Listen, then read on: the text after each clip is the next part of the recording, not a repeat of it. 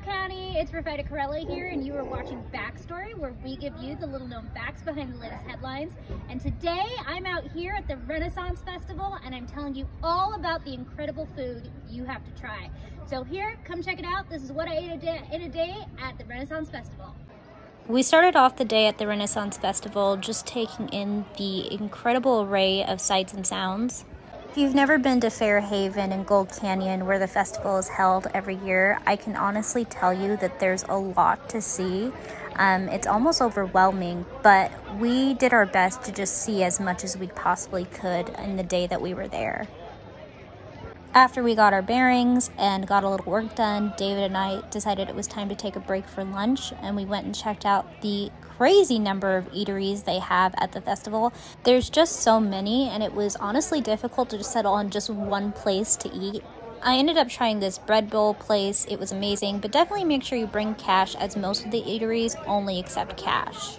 This was their bread bowl. Look how massive that thing is. I ended up getting their cheddar broccoli, but honestly, they had a lot of different variety. They had spinach artichoke. They had meatballs. The meatballs look so good. Honestly, if I hadn't been so full from this bread bowl, I probably would have tried it.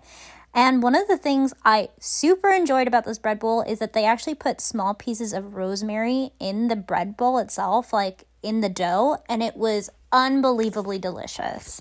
For lunch, David ended up trying this turkey leg. It was massive and it looked so delicious. Just listen for yourself. What's the verdict? It's one of the best turkeys I've ever had. Turkey legs are probably the most popular item at the festival, but definitely make sure you bring your appetite if you plan on trying it, because they are huge.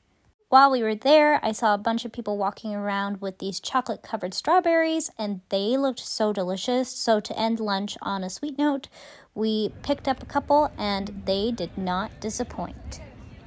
After lunch, we got a little bit more work done and then headed to the jousting tournament, which was so crazy to watch. David will have more on that later. Then we did a little bit more exploring, and I ran into these drummers who were just very, very talented.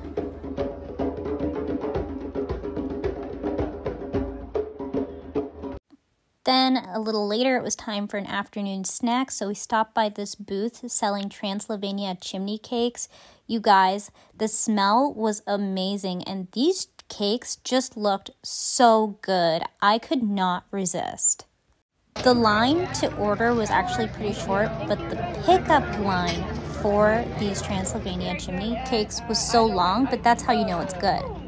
And the owner for this booth was super friendly, and he let us get lots of B-roll of how they make this, and it was neat to see how much work goes into making these cakes. I mean, it's so understandable why the line was long, but believe me when I tell you, it's so worth it. They just come out, and you can actually see the steam rising off of them when people pick them up, and they're so warm and gooey and delicious. I tried their s'mores flavor, and it was just super delicious. It did not disappoint whatsoever. And I mean, look at that bowl. Like, it was, I wish I could just eat that again because it was so good. Crazy. That's a wrap for Backstory. Make sure you check out all of the incredible things we saw at the Renaissance Festival by joining us at PinalCentral.com. And make sure you check out David's awesome backstory about the jousting tournament by joining us and following us on Instagram.